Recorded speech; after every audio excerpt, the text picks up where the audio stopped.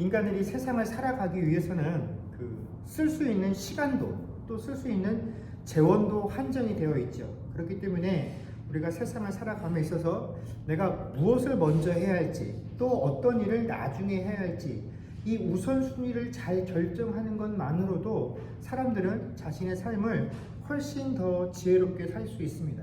근데 이 우선순위를 결정함에 있어서 이것을 잘못해서 잘못된 우선순위로 그 삶을 살아가게 될 때에 입게 되는 피해를 우리가 보게 되면 단순히 이 먼저 해야 할 일이 뒤로 밀렸다라는 것으로 인해서 먼저 해야 되는데 못했어 하는 그런 삶에서의 단순한 손해를 봤어 하는 정도의 문제가 아니라 이 우선순위가 잘못되게 되었을 때 지금이 아니고서는 내가 다시 올 수 없는 그런 기회였는데 이 우선순위를 잘못 선택해서 내 인생에 다시는 맞이하지 못하는 그런 상황도 유발할 수 있기 때문에 우리가 인생을 살아가면서 무엇을 먼저 하고 나중에 할 것인지 정하는 이 우선순위의 문제가 참 중요하다라는 것들을 알 수가 있습니다. 그렇기 때문에 우리가 이런 관점에서 내 삶에 있어서 어떤 것을 우선순위로 삼느냐 하는 것은 단순히 내 삶을 더욱더 윤택하고 효과적으로 살 수 있게끔 만드는 그런 효율성을 선택하는 문제가 아니라 내 인생에서 내가 어디에 내 삶의 목적을 두고 어디에 목표를 두고 살아가야 하는지를 나타내는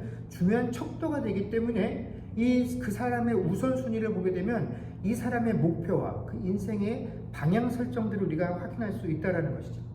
자, 그렇다면 우선순위가 우리의 삶에서 그렇게 기묘하다라는 것들을 우리가 정해놓고 한번 신자로서 우리가 우리의 삶을 한번 돌이켜보면 여러분 우리는 우리의 인생 가운데서 어떤 것을 우리 삶의 우선순위로 두며 살아가고 있습니까?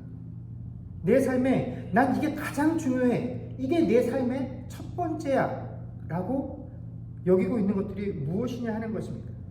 이게 단순히 신자로서 우리가 세상을 살아가면서 세상적인 것들은 뒤로 다 밀어놓고 교회 일이 가장 먼저 되어야 한다 하는 그런 의미가 아닙니다. 우리가 신자로서 이 세상을 살아간다라는 것, 우리가 비록 세속적인 이 환경과 여건 속에 살아가고 있지만 우리는 이 가운데에서 신앙인으로서 살아가는 것이기 때문에 우리가 세상을 살아가면서 이건 세속적인 것이야, 이건 신앙적인 것이야 이렇게 이분법적으로 무엇을 나누어서 취하고 혹은 버리거나 하는 것은 결코 올바른 선택이 아닙니다. 신자인 우리는 이 세속적인 세상 속에서 바로 내가 신자로서 교회로서 무엇을 더 우선시할 것인지 하는 그 우선순위를 세우고 살아가는 것이지 세속적인 건 포기하고 신앙적인 것만 취해 사는 존재가 아니기 때문에 그렇다라는 것이죠. 그래서 그런 의미에서 오늘 본문이 우리에게 중요한 메시지를 던지는 까닭은 이제 예수님께서 승천하시면서 제자들에게 너희들은 내 제자로서 어떠한 삶을 살아야 한다라는 이 지상 과제를 명령받은 후에 예수님이 떠나고 제자들만 남게 되었을 때 이 제자들이 그들의 일상의 삶으로 돌아와서 어떻게 주님께서 그들에게 내리셨던 이 지상의 명령들을 감당하고 있는지 그 어떻게를 잘 보여주기 때문에 오늘 이 짧은 4절의 말씀이 우리에게 중요하다라는 것입니다. 오늘 4절 말씀을 보게 되면 오늘 말씀이 아니고 저희가 지난주에 봤던 4절 말씀 보면 예수님께서 승천하시기에 앞서서 제자들에게 이런 명령을 내리십니다. 4절에 사도와 함께 모이사 그들에게 분부하여 이르시되 예루살렘을 떠나지 말고 내게서 들은 바 아버지께서 약속하신 것을 기다리라 라고 명령을 내리십니다. 승천하시기 전에 제자들에게 예수님께서 내리시던 마지막 명령이 뭐였냐면 아버지께서 약속하신 것을 받을 때까지 어디 딴 데 가지 말고 여기서 기다리라는 것이 예수님께서 제자들에게 내리신 명령이었죠.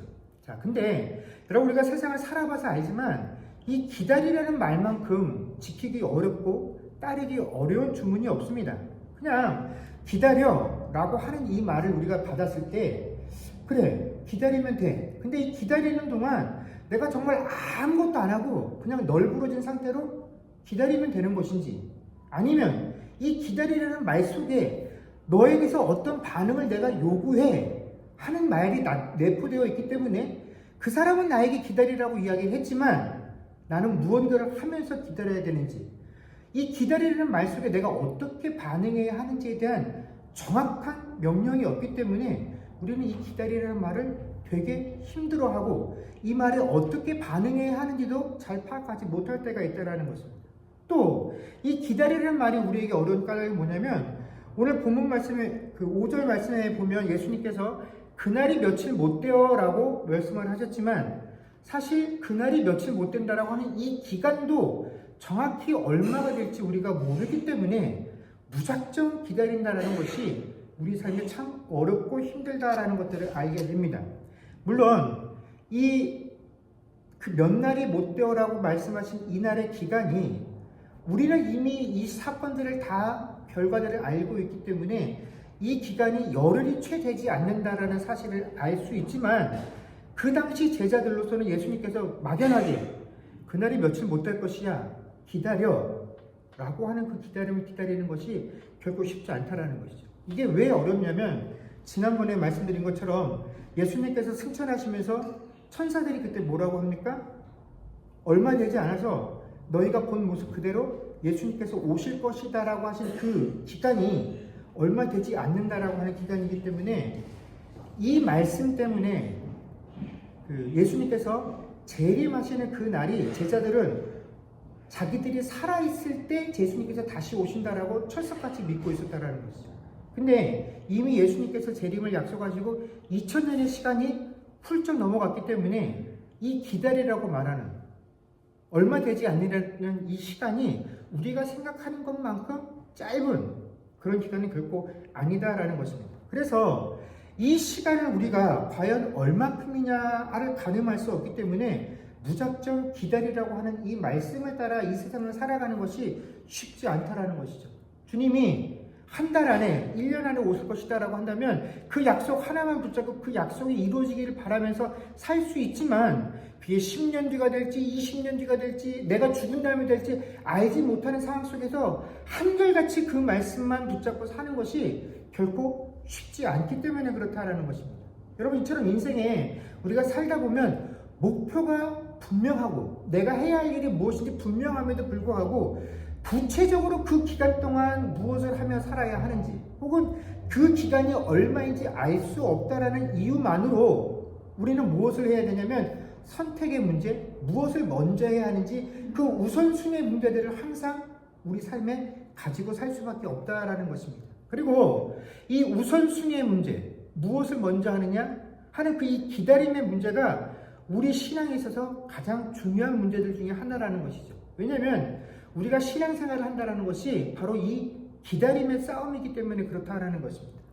여러분 우리가 신앙생활을 하면서 우리는 하나님에게 끊임없이 간구합니다. 하나님 이 문제를 해결해 주십시오. 이것을 들어주십시오. 이것이 내 인생의 해결이 되어야 됩니다. 근데 하나님께서 우리의 기도와 간구에 대해서 응답하시는 그 하나님의 응답의 모습들을 보면 하나님의 답은 거의 항상 똑같은 것 같아요. 뭐냐면 기다리라는 것이죠.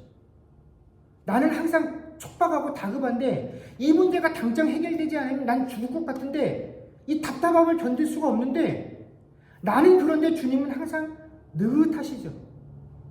주님이 우리에게 응답하시면 항상 기다려라, 기다려라, 언제가 될지 모르지만 기다려라 라고만 말씀해 주시는 것 같다라는 것입니다. 그렇기 때문에 우리의 신앙은 이 기다림의 연속이고 이 기다림을 얼마나 잘하느냐의 문제가 우리 신앙의 가장 중요한 요소가 될 때가 많이 있다는 것입니다. 그렇기 때문에 이 기다리라고 하는 주님의 명령을 받아서 이 땅 가운데서 살아가고 있는 우리가 과연 그 기다림의 기간 동안 무엇을 선택하는 것이 중요한 것인지 무엇이 우리 삶의 우선순위가 되어야 하는지를 살펴보는 데 있어서 중요한 기준이 되는 것이 바로 오늘 본문의 말씀이다라는 것입니다. 예수님이 승천하신 이후에 감람산에 있었던 제자들이 예루살렘으로 돌아와서 다락방에 모이게 됩니다. 그때 모였던 제자들이 사도들을 포함해서 다른 제자들 또 예수님의 가족들을 포함해서 한 120명 정도 가량이 되었다라고 합니다. 그런데 이 120명가량 되는 사람들이 한 곳에 모여서 이제 주님께서 주셨던 그 명령에 따라서 우리가 살아야지라고 할 때 그러면 우리가 무엇을 하면서 어떻게 하면서 살 것인가 하는 것을 가지고 고민하는 과정이 전혀 기록되어 있지 않죠. 이 말씀을 가지고 그들의 삶으로 돌아와서 모였을 때 그들이 가장 먼저 하는 행동이 뭐였냐면 우리가 뭘 할까 하는 그 다툼이나 아비도 없이 바로 그들이 한 가지 행동을 하게 되는데 14절에 보면 뭐냐면 더불어 마음을 같이하여 오로지 기도에 힘쓰더라라는 것입니다. 이처럼 예수님께서 기다리라고 하는 말씀, 하나님께서 너에게 주겠다고 하신 것을 너희가 받을 때까지 기다리라고 하는 그 약속을 받아서 그 약속을 가지고 자신의 일상의 삶으로 돌아왔을 때 그 제자들이 가장 먼저 행한 것이 뭐였냐면 기도였다라는 것입니다. 자, 그러면 우리가 이 결과들을 놓고 보면서 그래, 예수님의 명령을 받았던 제자들이 가장 먼저 첫 번째로 한 일이 기도라니 이건 너무나 당연한 것 아니냐? 오늘날 많은 이들이 예수님이 승천하신 후에 남겨진 제자들이 제일 먼저 한 일이 기도였으니 기도야말로 신자들이 이 땅을 살아가면서 해야 되는 가장 우선순위 첫 번째가 돼야 되는 그런 신앙 행위다라고 그런 결론에 도달하기 쉽지만 오늘 본문에서 우리에게 말씀하고 있는 기도는 우리가 일반적으로 생각하는 그 기도와는 좀 의미가 다른 것입니다. 모든 교회와 대부분의 성도들이 그렇겠지만 특별히 한국 교회와 성도들은 기도하는 걸 좋아합니다. 왜 기도하는 걸 좋아하냐면 먼저는 이 기도를 통해서 내가 원하는 것을 얻었다라고 간증하는 사람들이 많기 때문에 그렇죠.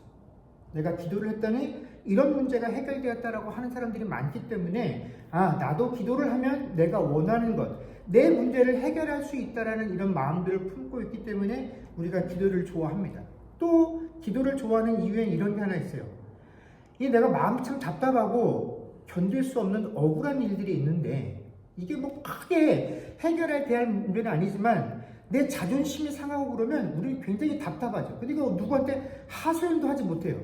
그럴 때 내가 이 답답한 마음을 가지고 하나님 앞에 기도하면서 눈물을 흘렸더니 카타르시스를 느끼는 거죠.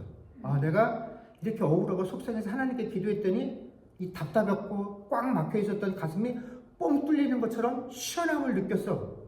그래서 기도하면 내 마음이 풀려. 이런 이유 때문에 또 우리가 기도를 좋아한다라는 것입니다. 근데 여러분, 내가 답답하고 이런 억울한 문제들이 생겨서 이런 문제들을 하나님 앞에 가지고 나가서 기도했더니 내 마음이 평안함을 느꼈어. 억울함이 좀 해소됐어. 라고 하는 이건 꼭 하나님 앞에 가서 하지 않아도 됩니다.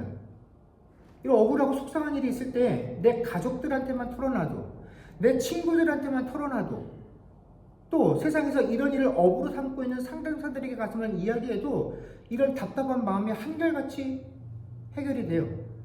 본질적인 문제는 해결되지 않아도 누군가 내 이 답답한 마음을 들어주는 것만으로도 우리는 마음의 답답함들이 뻥 뚫리는 이런 느낌 같습니다. 이거 굳이 하나님한테 같이 가져갈 필요가 없어요. 근데도 우리는 그걸 하나님 앞에 해놨기 때문에 이게 기도가 되고 이게 기도의 효과가 돼서 기도를 해야 된다라고 생각들을 한다는 것입니다. 근데 기도는 이런 효과가 있는 게 아니에요. 우리 답답하고 억울한 마음을 하나님께 하소연하라고 주신 게 기도가 아니다라는 것입니다. 또 하나님께서 우리에게 기도하라고 하실 때 이 기도라는 것이 너희가 해결해야 할 문제들을 내게 가지고 와서 기도하면 내가 그 문제를 다 들어줄게 하는 방편으로 우리에게 기도를 주시지 않았다라는 것입니다.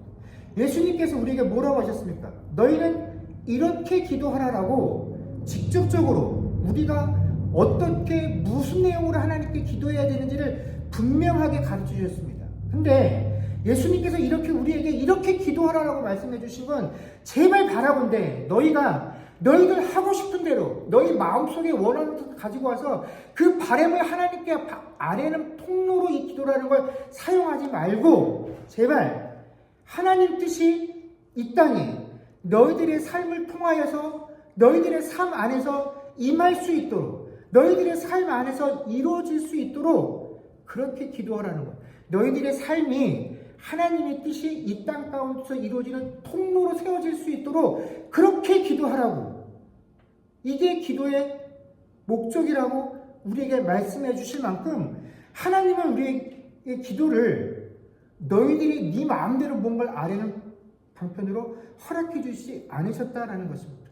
그래서 오늘 본문에서도 주의 명령과 주의 약속을 기다리고 있다라는 이 상황 속에서 주님의 제자들이 기도했다라는 것은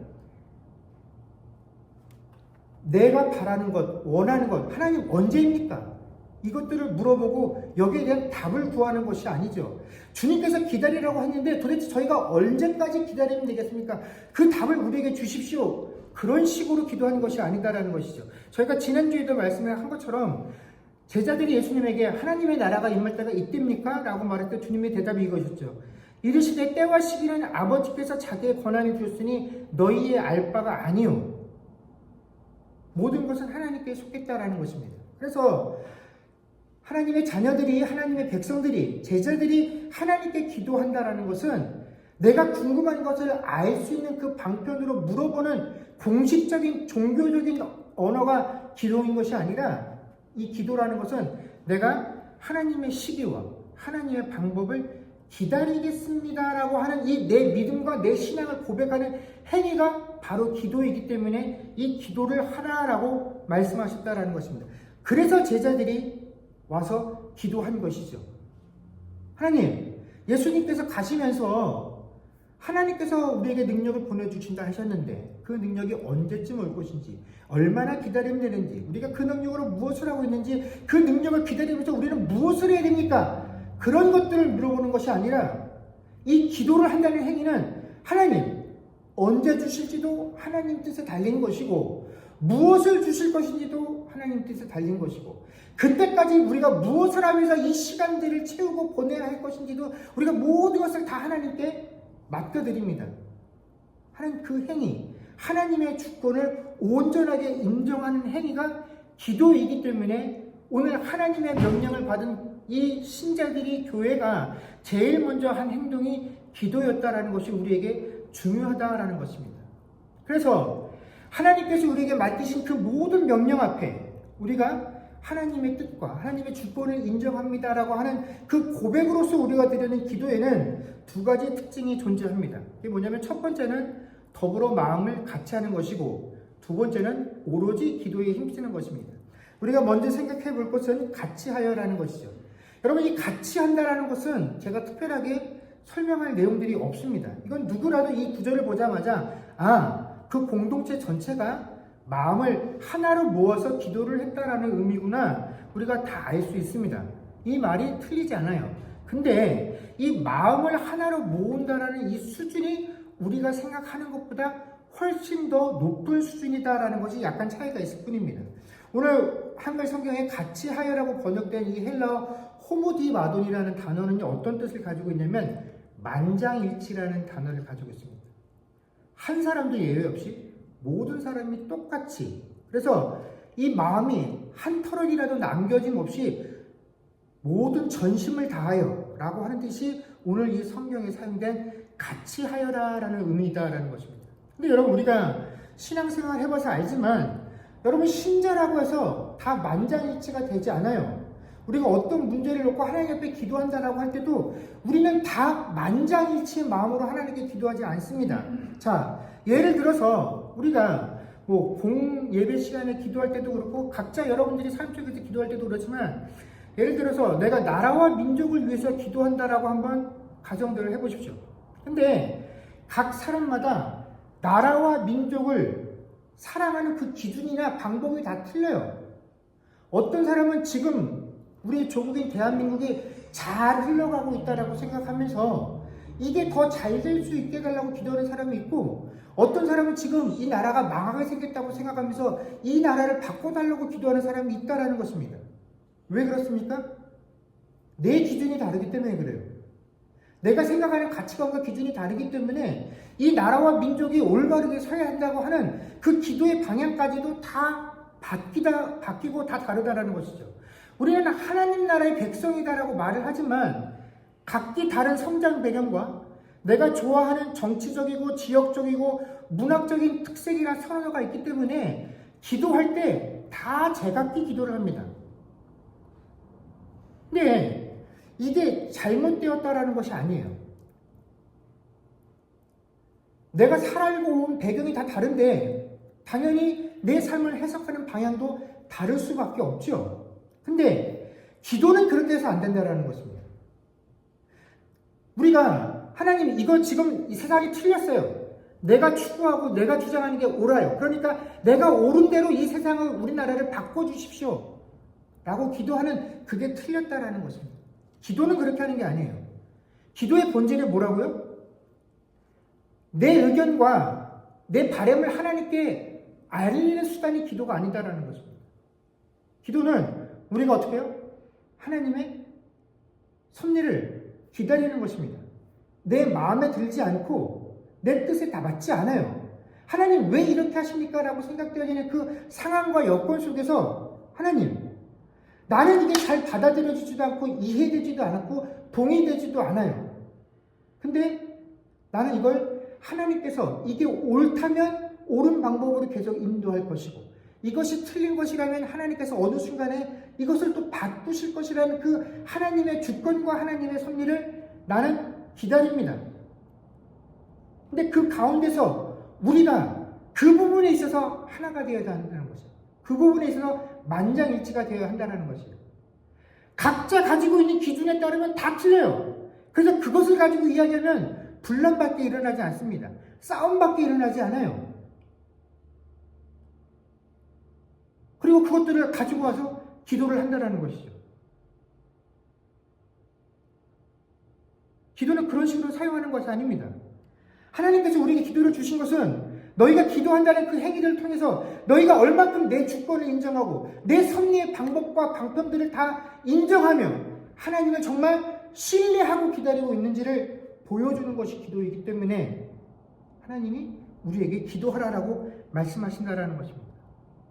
여러분, 사실 이 기독교만큼 만장일치가 잘 이루어지지 않는 것이 없습니다. 여러분, 이 기독교 안에 크게 세 개의 교파가 있죠. 개신교가 있고 그리스 정교회가 있고 카톨릭 교회, 이렇게 세 개의 교파가 있습니다. 그리고 그리스 정교회하고 카톨릭은 다른 교단들이 없이 한 개의 교파만 유지하고 있지만 저희가 속해 있는 이 개신교 안에는 수많은 교단들이 존재합니다. 그리고 심지어 같은 교회에서 신앙생활을 하고 있는 이 교회에 속한 사람들 사이에서도 서로 각기 다른 성향들을 가지고 서로 다른 이야기들을 하고 주장들을 해요. 근데 이게 저 사람이 뭐 잘못되었어, 너는 왜 그렇게 생각하냐, 넌 왜 그렇게 말하냐, 우리가 비난만 할 수 없는 것은 하나님께서 처음부터 우리를 그렇게 각양의 모습으로 빚으셨기 때문에 그렇다라는 것입니다.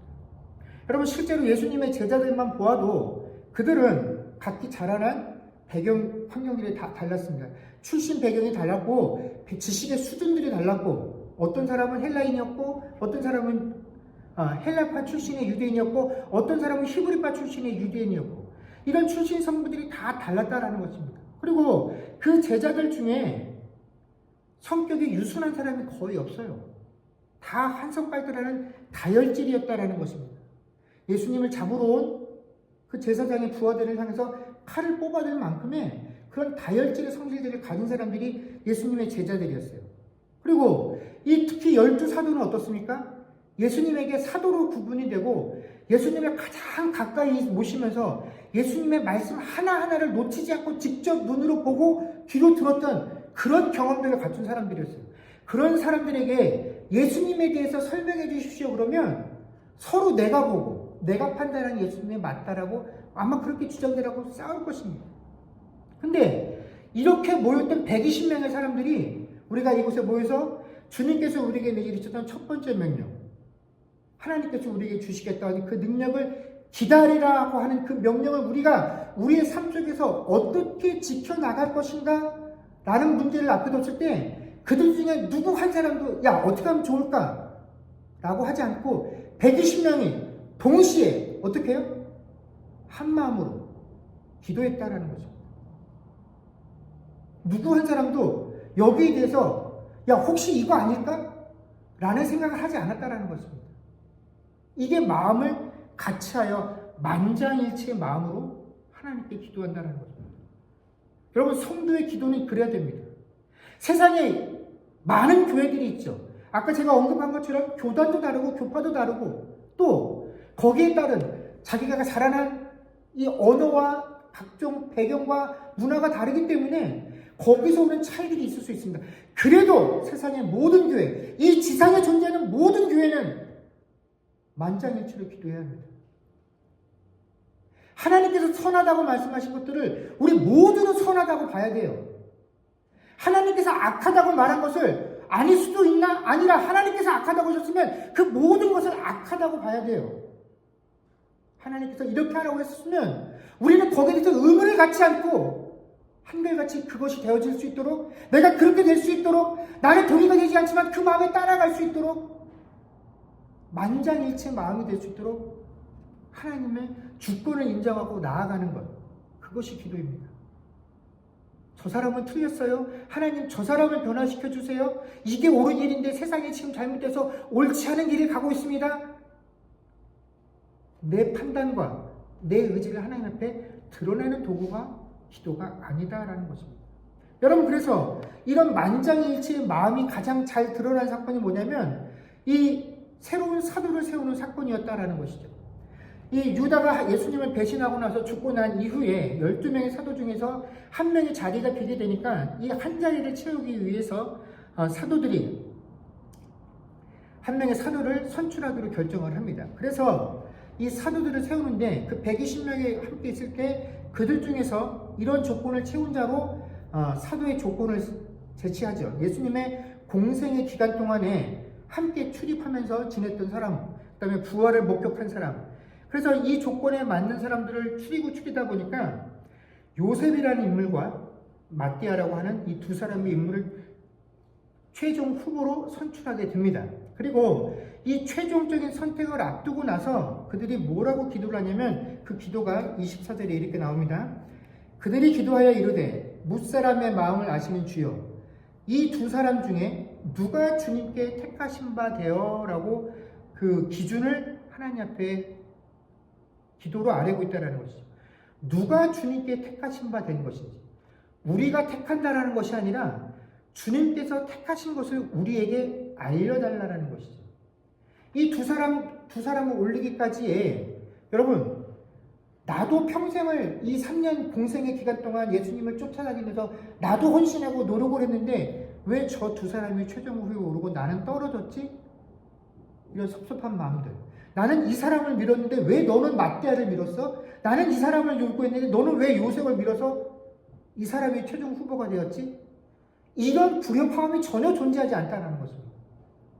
이 두 사람이 선택되었을 때 만장일치로 이 두 사람 중에 누가 되어도 부족함이 없어. 그리고 이 두 사람 중에 한 명을 뽑을 때는 주님께 누가 택한 바가 되었는지 우리에게 알려주시면 우리는 그냥 거기를 따르겠다라는 것. 이것이 이 나머지 한 명의 사도를 뽑을 때 이 120명 공동체의 기도의 마음이었다라는 것입니다. 이게 기도로서 우리가 하나님 앞에 하는 행위다라는 것이죠. 이게 내용이 되어야 한다라는 것입니다. 내가 누구를 더 좋아하느냐, 이 두 사람 중에 누가 더 능력이 좋아서 이 일들을 잘할 수 있느냐 하는 것들이 중요한 것, 고려의 대상이 아니라 누가 주님께서 원하시는 사람입니까? 주님께서 원하는 사람이 되었으면 우리는 그냥 그 결과를 수납할 뿐입니다. 그래서 그들의 내세운 방법이 뭐냐면 제비뽑기죠. 사람의 어떤 영향력이 전혀 들어가지 않도록 제비뽑기로 그 두 사람 중에 한 명을 뽑았다라는 거죠. 선택도 하나님께, 그 방법도 하나님께 맡긴 것이죠. 그럴 수 있었던 것은 그들이 무엇을 하든 하나님만 의지하고 하나님을 기대하기 때문에 그렇습니다. 누가 되어도 내가 보기 내가 저 사람보다 능력이 더 뛰어난데 왜 저 사람이 하지? 그게 아니라 저 사람이 하나님께 택함 받았기 때문에 그 모든 결과도 하나님께서 이루어 가시는 것이고 하나님께서 원하시는 결과다라는 것. 내가 원하는 결과가 아니라 하나님께서 원하시는 결과를 우리가 함께 꿈꾸며 그 결과가 이루어지길 원하서 하는 것이 기도이기 때문에 이 사도들이 이 120명의 공동체가 하나님께 기도를 했다라는 것입니다.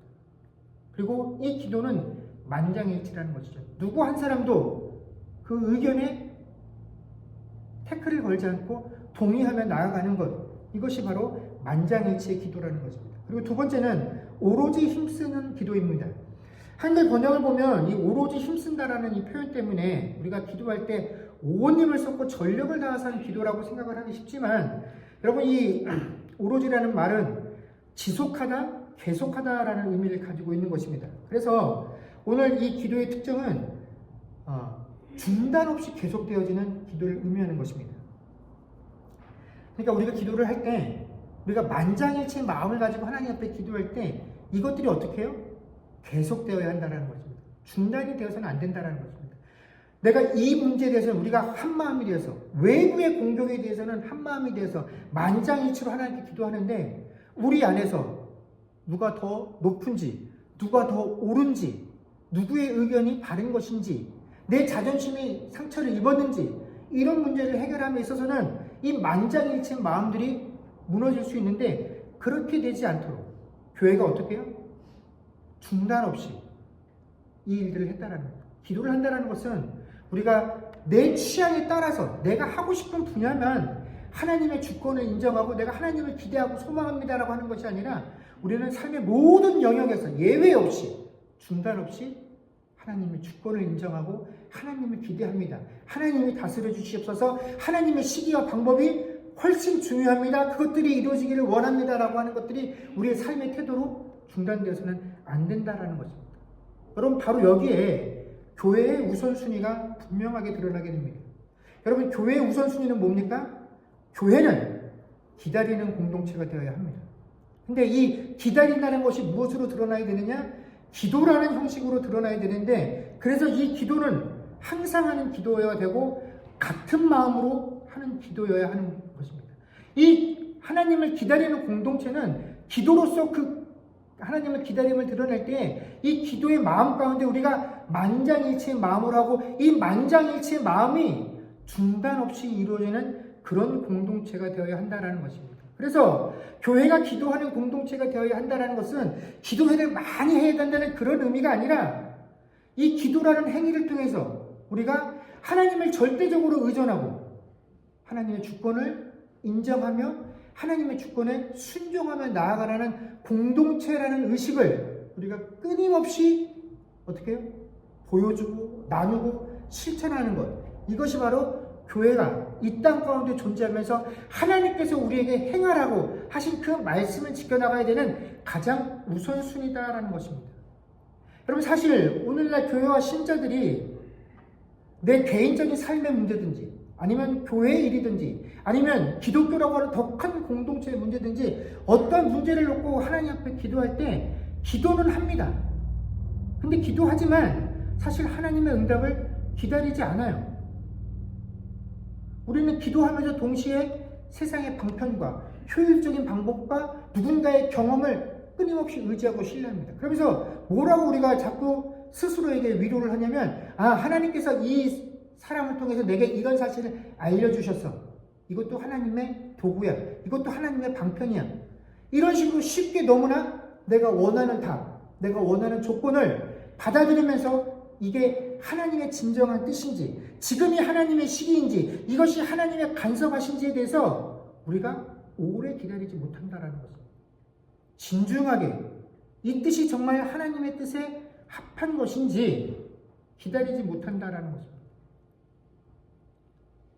내 상황이 다급함들을 내세우면서 합리적이고 효율적이라는 이름 하나로 우리는 기도하지만 오래 기다리지 못하는 그런 신앙을 하고 있다는 거예요.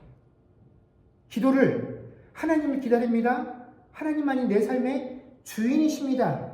나는 이 신앙을 고백하는 도구로서 이 기도를 삼는 것이 아니라 내가 하고 싶은 것을 하는 것에 대해 면죄부로서 이 기도의 방법들을 사용하고 있다는 것이죠.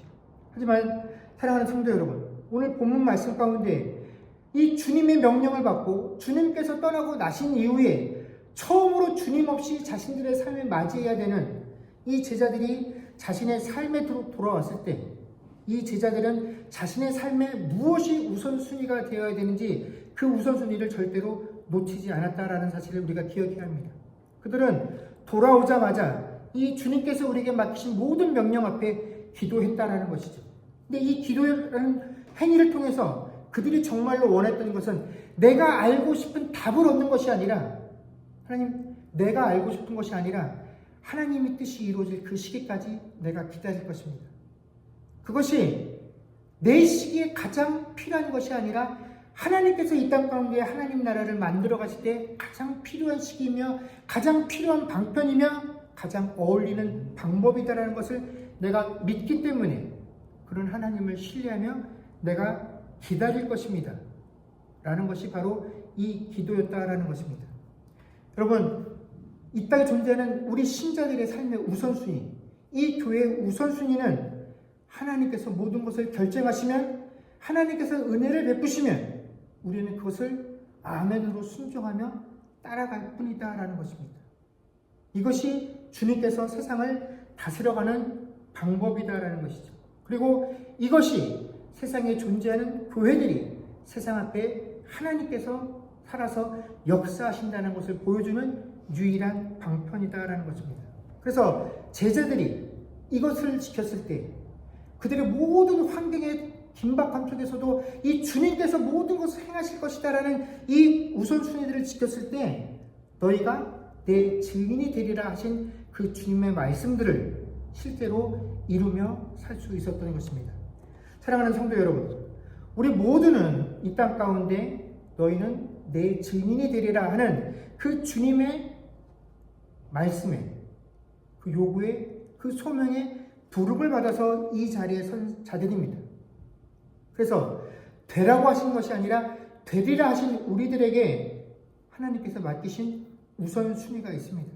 그것은 우리 삶의 모든 정황과 환경 앞에서 나의 생각과 의지와 내가 알고 싶은 것들을, 그 궁금증을 하나님께 아뢰는 것이 아니라 하나님께서 언제 이루실 것인지를 묵묵히 기다리는 것입니다.